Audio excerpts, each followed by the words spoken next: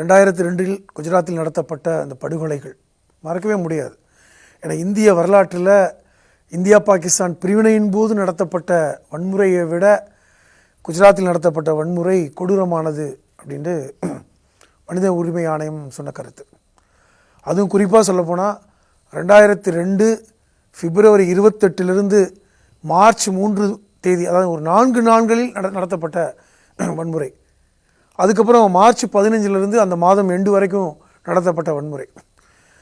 கிட்டத்தட்ட இந்த ஒரு முதல் நடந்த ஒரு 4 நாட்கள் மட்டும் 1000 பேருக்கு மேற்பட்டவர்கள் கொல்லப்பட்டாங்க.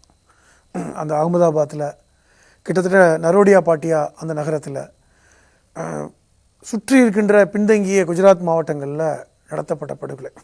நீங்கள் சொன்ன மாதிரி கோத்ரா ரயில் அந்த விபத்தின் அப்புறம் அது ஒரு பெரிய அளவில் இஸ்லாமியர்களுடைய விரோதத்தை முன்னிறுத்தி